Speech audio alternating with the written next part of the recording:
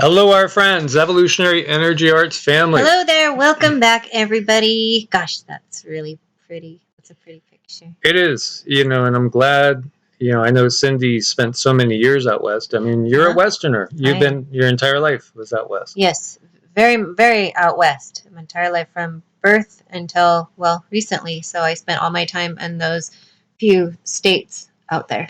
Well, I'm glad I got to explore so many nooks and crevices and interesting places all throughout the American Southwest. Beautiful area, and we're looking at Hopi land, and we have been through that area. We lived on the fringes of Hopi land. We did, yeah, and that's a very, very magical place. I remember the very first time I went to visit near that area. Was where my walk-in happened, and I obtained a whole lot of gifts, but I was completely unaware. So it's a very magical place to be. It is. And so many people are aware of the prophecies of the Hopi. And, some of those are perhaps ingrained in your mind like they are in mine as well. And this is the one that comes to mind. This is the 9th and last sign. As there were so many signs that were given, we can go over them, really, really quick. Which the beginning, you're told of the coming of the white-skinned men like Pahana. Now, Pahana, to me, it was when Yeshua was visiting, is what I feel. Because Yeshua did travel the globe. He traveled the globe. And so that's the white-skinned brother. But they're going to see the white men come. They're not like Pahana. Unfortunately, and they basically take the Hopi land. They take all the Native American lands, and that was the first sign. And then it goes down and gives you descriptions, things like how they describe the wagon trains coming with spinning wheels, and then strange beasts like buffalo with great long horns, talking about cattle and cows, and the buffalo going. And the land will be crossed by snakes of iron, and people interpret it different ways, but trains, right? That's an easy way to see. And then crisscrossed by giant spider web. Is that the internet? Or are we looking up to some ways people have talked about the CHEM trails that were up there as well? And rivers of stone that make pictures in the sun. There's so many things that we could just clearly see have manifested, and the sea's turning black, unfortunately, many things dying because of it, oil spills, and just the destruction and total disregard for the planet, which is our mother. The planet and us, as far as our physical bodies, they share fate, and we should be living in a symbiotic relationship with it. But not the way of this civilization, this culture. And then in the last days, you'll see many of the youth who wear their hair long like my people come and join the tribal lands to learn their ways and wisdom. And many people are learning about the shamanic traditions. And, many people, yours truly, have very long hair. Hasn't been cut in like 8 years now. So yes, we are going back to the ancient ways in so many ways. Now the last sign, the 9th and last sign, you will hear of a dwelling place in the heavens. A dwelling place. A dwelling. That means people inhabit it.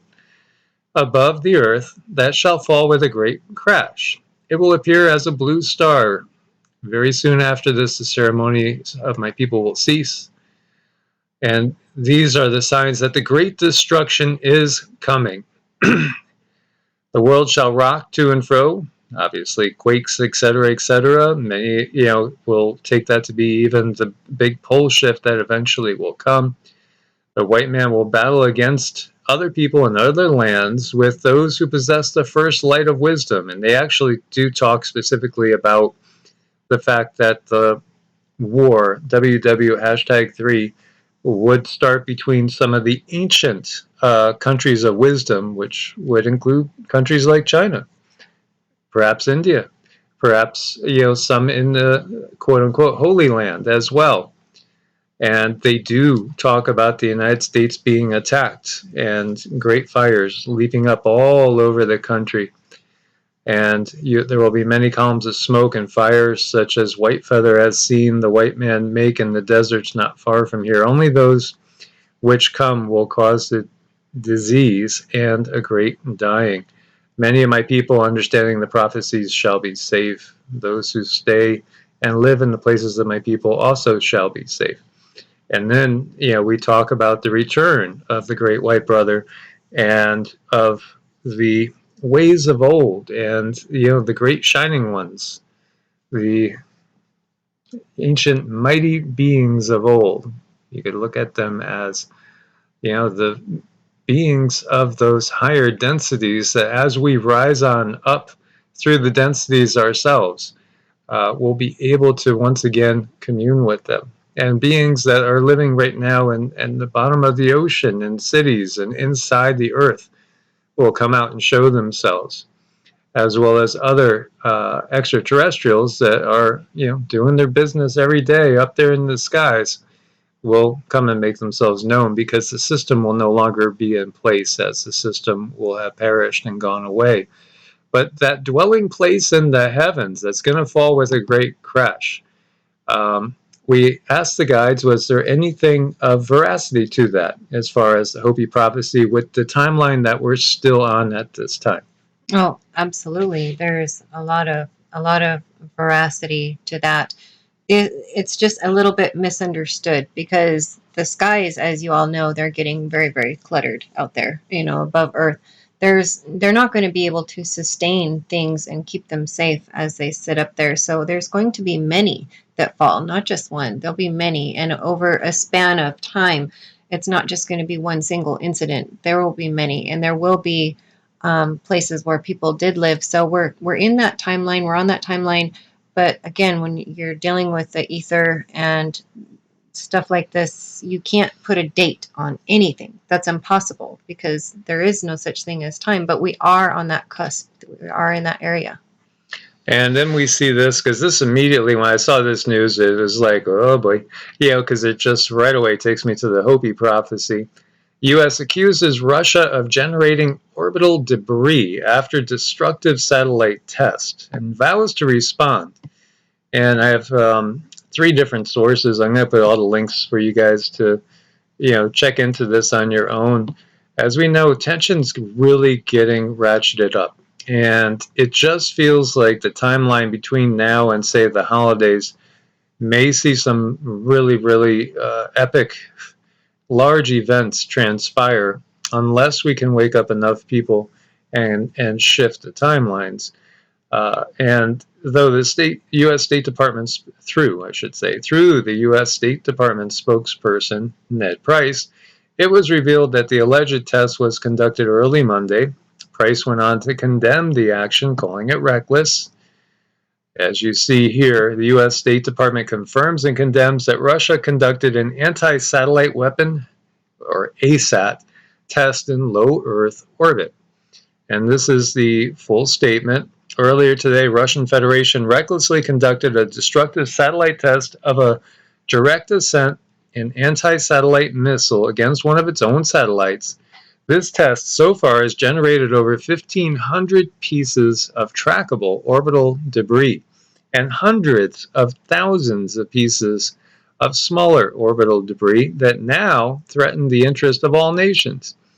This test will significantly increase the risk to astronauts and cosmonauts on the ISS, the International Space Station, as well as to other human spaceflight activities. Russia's dangerous and irresponsible behavior jeopardizes the long-term sustainability of outer space and clearly demonstrates that Russia's claims of opposing the weaponization of space are disingenuous and hypocritical. The United States will work with our allies and partners to respond to Russia's irresponsible act.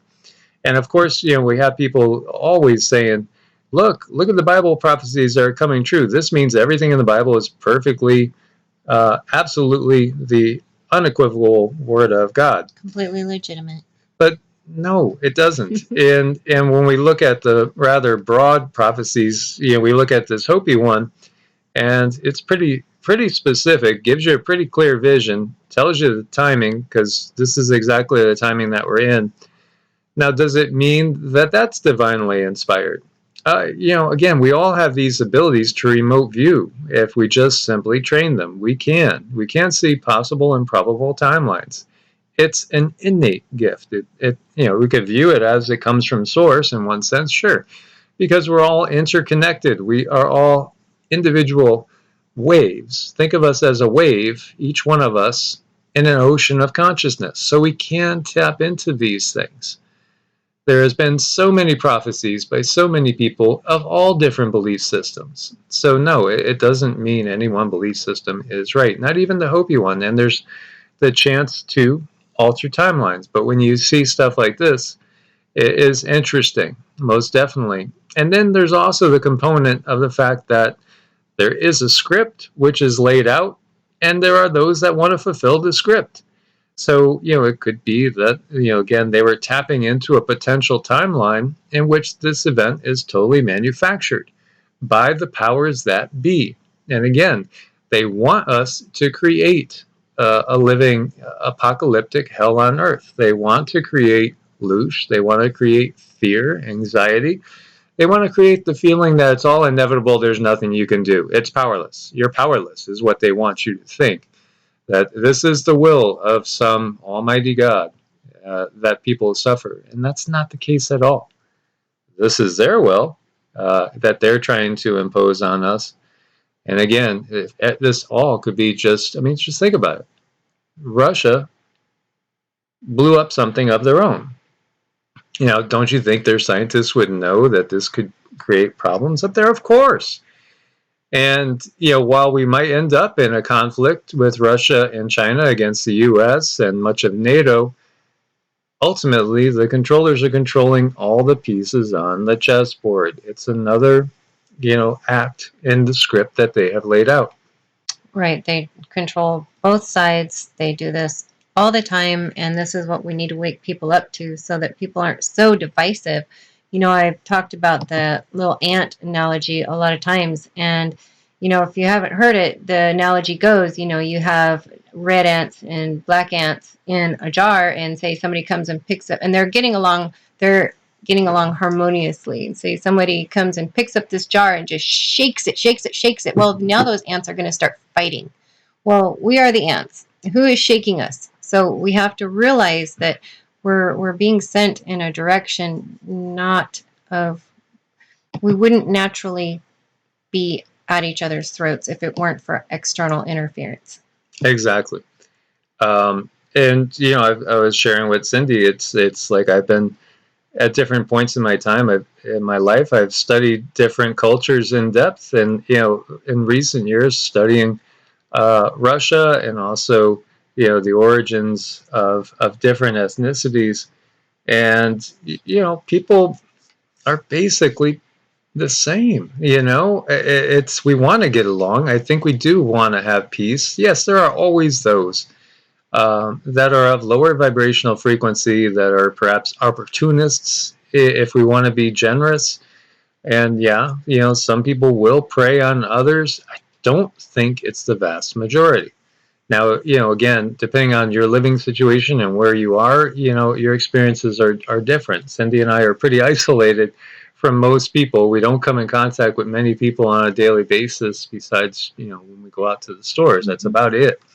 Most of our contacts are, through the internet, through phone, with people that are very high vibrational. So maybe we're a little insulated, compared to most. But I still, just in my travels, people are nice, I think, on the whole. I think most people have a strong desire to just get along. And I do think that if we didn't have these darker influences, which quite literally are like, that devil on the shoulder, always whispering in your ear, there really is a reality to that.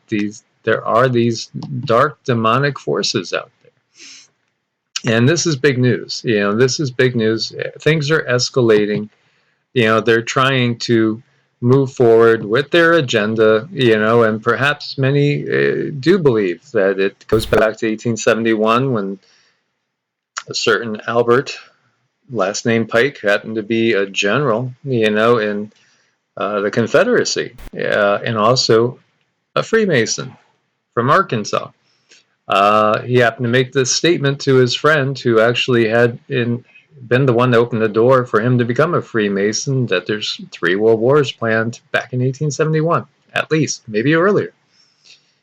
Again, when we're talking about, well, let's look at it this way. There is a biblical phrase that a day to the Lord is as if 1,000 years, right, to a man. Mm-hmm. And then we could look to the Hindu texts. And how long is a day of Brahma? I mean, it's ginormous. The lifespan of Brahma is 100 of Brahma's years, and Brahma being, the creator force being.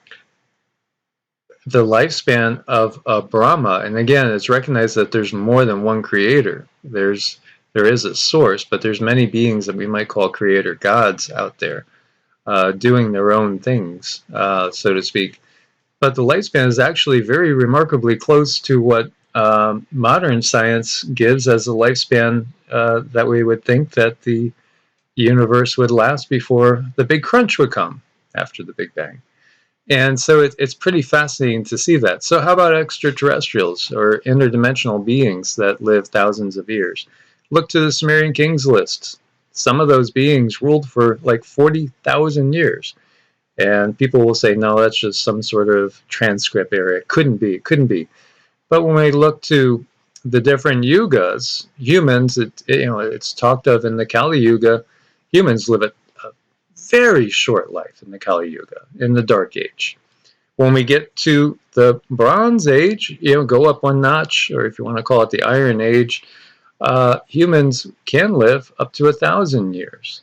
And then when we go to the silver, it's 10,000. And when we go to the gold, it's 100,000.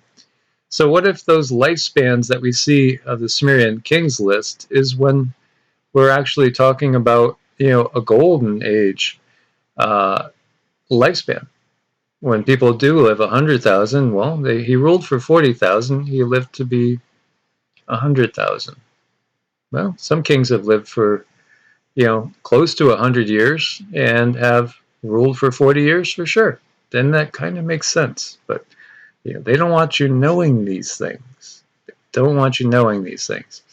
NATO warns Russia over Ukraine military buildup, and in fact, you see over here, Ukraine says Russia has about 100,000 troops near its border right now. Lots of tension going on across the globe. U.S., Israel, UAE, and Bahrain in their first joint naval drill. Commanded from Egyptian Red Sea base. The drills are nonstop right now. And we've talked about ships coming in where normally they would get a little bit of a break. Well, they come into port, they turn right around. They resupply, and they're going right back out. Strategic challenge for the U.S., China, and the Bahamas, as China is investing in many key strategic areas. And they have put a ton of investment into the Bahamas. And think about that. I've shared with you, it was a very, very real vision that I received, and it felt like I was in Florida at that time. And, that's part of also why I did leave Florida. I was hoping to maybe change the timeline. Because in my vision, I was somewhere around the area I was going to live in the future, which I hadn't lived there yet. And that was basically between Fort Myers and Tampa. And there was a lot of troops that were pouring through the Everglades and into southern Florida and making their way up. When you look at the Bahamas, look at how close they are to Florida.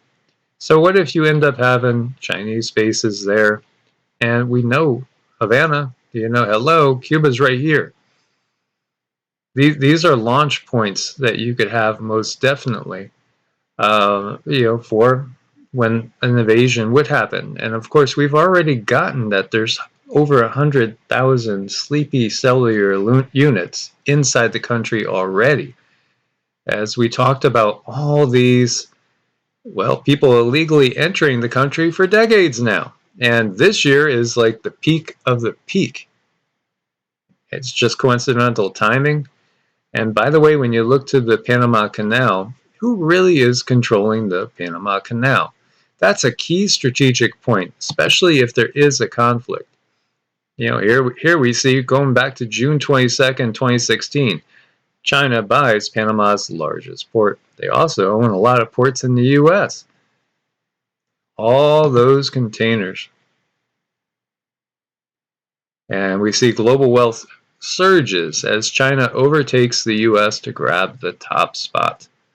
So China accounted for almost 1/3 of the gains in global net worth over the past 2 decades.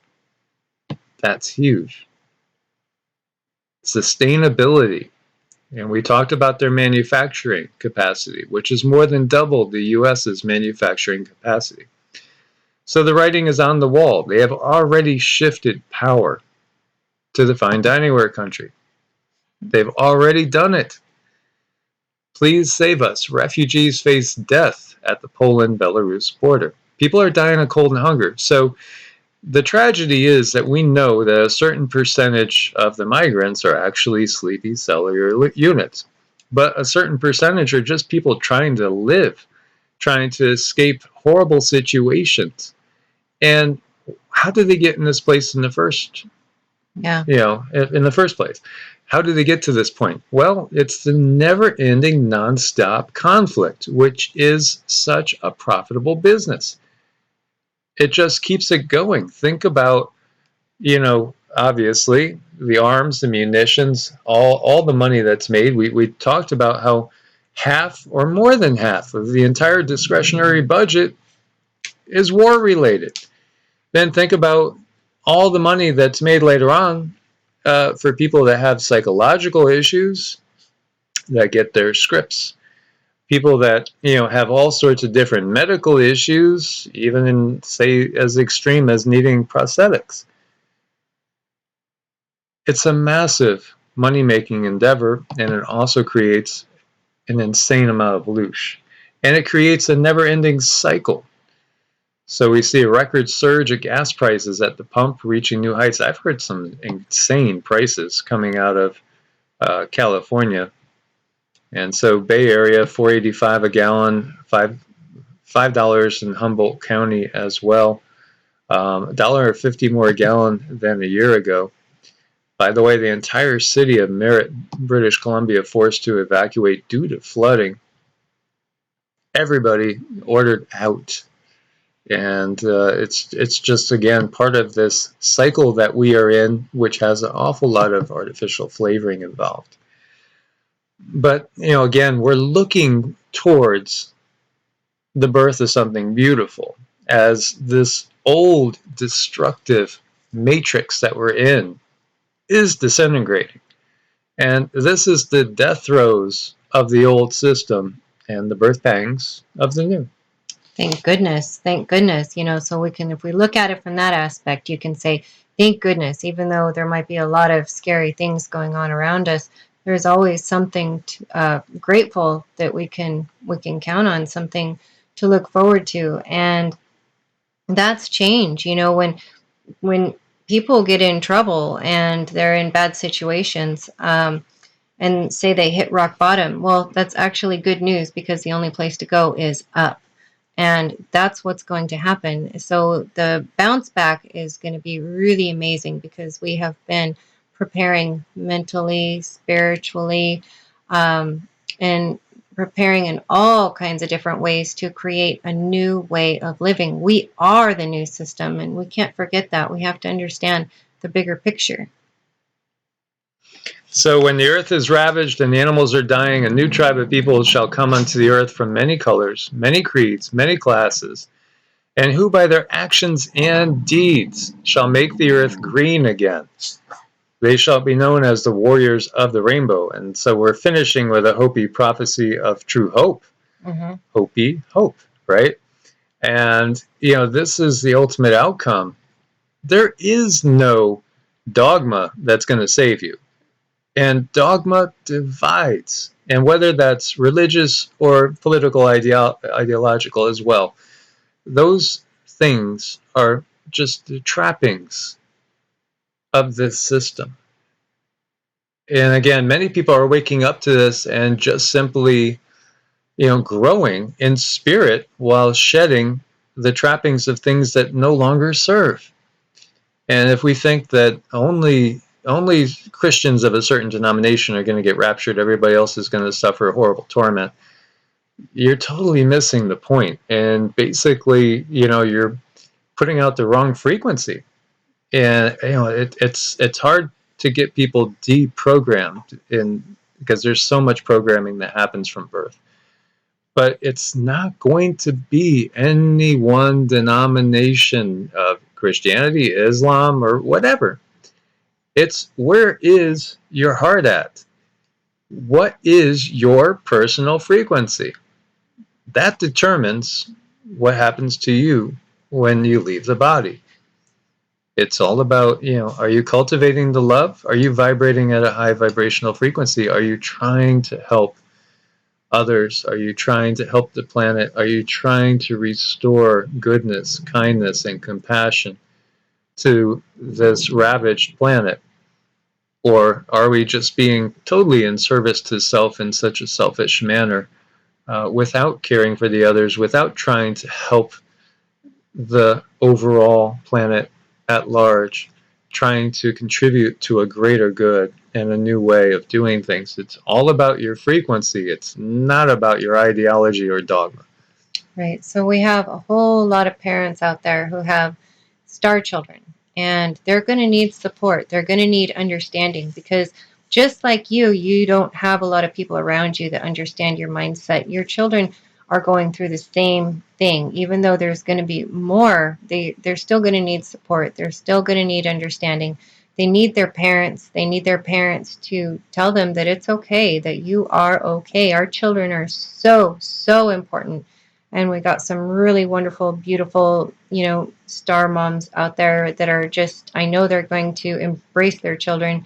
They're going to give their children the best upbringing possible. And with this upbringing up comes a whole new way of living. We just have to get through this difficult time right now.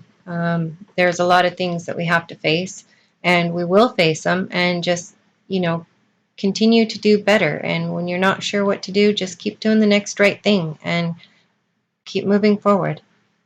Every kind act that's of pure intentions counts. It does, big time, big time. When I look at energies, and I look at the tapestry, there's energies that really shine, and that can be just from simple acts of kindness. I think people underestimate the acts of kindness. They totally underestimate it because they think that no one's looking. But you know what? You're making the whole world a better place just with your little act of opening the door, or waiting for someone who can't walk very fast, get the door for them. Little things like that. That is golden. That's what helps us into this golden age. And again, it can be so easy to get ourselves irritated and angry, and hold negative energies in ourselves directed at others. What forgiveness is for the forgiver. It's for the person that is doing the forgiving. Because if we can't forgive, then we're holding on to this energy that's like a poison in ourselves. It's toxicity. So we have to let it go. This is part of the ascension process. We must let it go, because it's not going to serve the greater good. No. And a lot of people look at forgiveness as in, well, then this person who wronged you just got away with something, and that's, I'm not going to forgive them. That's not what forgiveness is. Forgiveness is understanding that somebody else's issue is not your problem. Whatever happened to you is not your fault. It's just allowing that other person to have issues over there, if that's the way things are. But don't hold on to that anger. It's not going to help your soul growth. It's just going to continue to crack into your soul deeper and deeper. So you're doing it for yourself.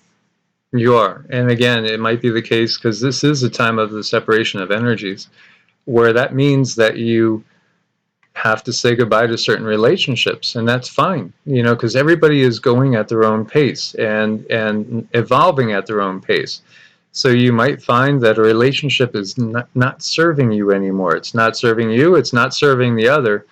But, send your blessing and your love out and just, agree that, we're not going to agree, but, be well, God bless, namaste, and just leave it at that and just let it go. Mm-hmm. You just have to let it go. And, if we do follow this timeline and it goes into a darker path, and we know what war can do. I mean, war can bring on just so much constant tit for tat and desire, to lash out. And that's so sad. We have to rise above that. We have to rise above that because this is their recipe for keeping people in the 3D, 4D loop. It's rinse, wash, rinse, repeat. Do it all over again. WW number 1, WW number 2, and they're trying like heck to bring about that WW number 3, because it creates so much downward pressure, downward vibrations, downward frequencies. Naturally, we're ascending. If there is none of this intervention from the controllers, we're already manifesting heaven on earth. This Hopi prophecy is already something that would be being just unveiled before our very eyes right now. The only thing that's in the way of that is the matrix of the controllers. So the quicker we realize that matrix for what it is, the more people that say, I will no longer serve this matrix and remove themselves as much as they can from it, most definitely not enforcing the will of dark energies, but starting to create something different, because that is what's going to happen. There's going to be a totally new world here, and that's going to be a beautiful thing. So Cindy's going to give us a ding.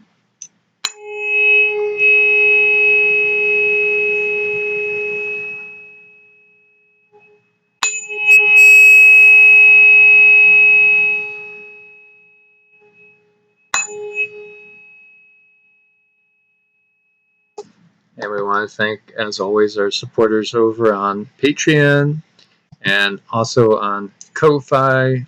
Both of those you could do monthly support. Ko-Fi, you could also do one-time support for the channel. And do check out Medicinal Foods. As we said, great people, great website too for information. And if you do decide to order something, use coupon code EEA, and there's a link on every video that we're doing here, and you'll get an extra 5% off your order. God bless. Stay prepared. Namaste. Namaste.